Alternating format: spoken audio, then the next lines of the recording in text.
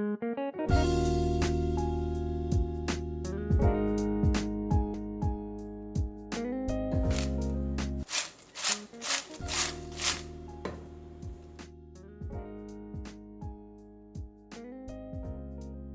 Friends, welcome to AVT சமையல். இன்றைக்கி கிறிஸ்பியான பொட்டேட்டோ சிப்ஸ் எப்படி செய்கிறதுன்னு பார்க்கலாம்.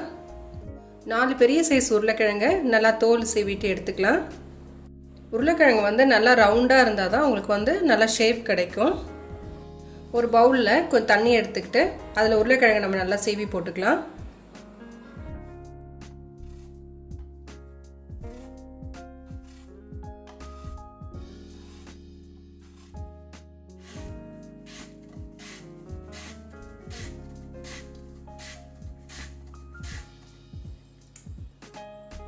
நம்ம இந்த மாதிரி மெலிசாக சீவி எடுத்துக்கலாம்.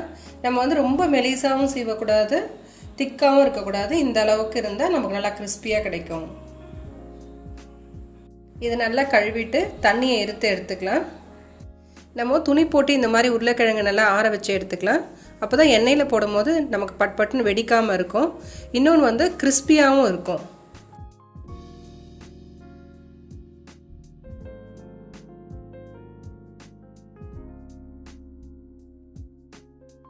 இதில் இருக்க ஈரம் போகிறதுக்காக ஒரு துணி இல்லைனா ஒரு டிஷ்யூ பேப்பரை வச்சு நல்லா தொடச்சி எடுத்துக்கலாம். ரொம்ப காயணும்னு அவசியம் இல்லை, இந்த மாதிரி ஈரம் போகிற அளவுக்கு காஞ்சா போதும்.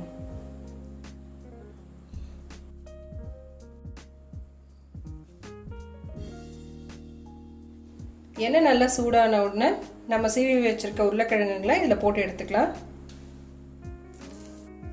உருளைக்கிழங்கை எண்ணெயில் போட்ட உடனே எண்ணெய் நல்லா கொதிக்கணும்.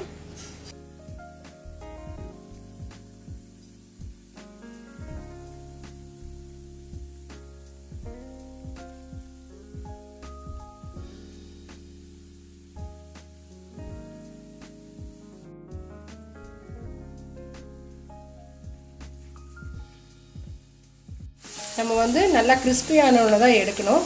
இப்போ அந்த கிறிஸ்பியானது எப்படி நமக்கு தெரியும்னா, எண்ணெயோட சலசலப்பு அடங்கணுன்னு நீங்கள் எடுத்தீங்கன்னா நல்லா முறுமுறுன்னு வரும்.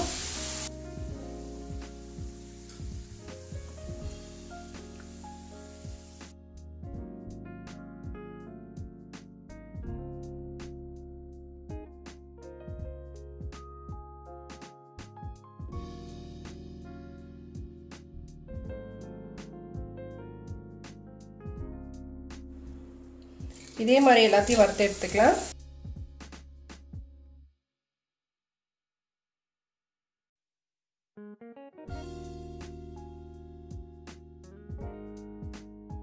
நம்மளுடைய உருளைக்கிழங்கு சிப்ஸ் இப்போ ரெடி ஆயிடுச்சு.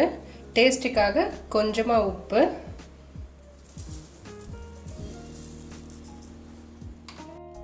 காரத்துக்காக கொஞ்சமாக மிளகாத்தூள் போடுறேன். தேவைப்பட்டால் சேர்த்துக்கலாம்.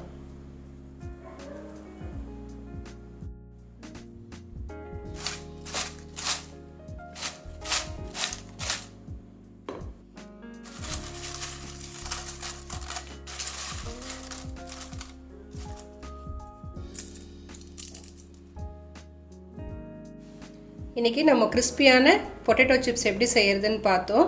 இது எப்போவுமே நமக்கு நல்லா கிறிஸ்பியாக இருக்கணும் அப்படின்னா, நம்ம எண்ணெயோட சலசலப்பு நல்லா அடங்கின உடனே நம்ம எடுக்கும் போதே நல்லா கிறிஸ்பியாக இருக்கிற மாதிரி தான் எடுக்கணும்.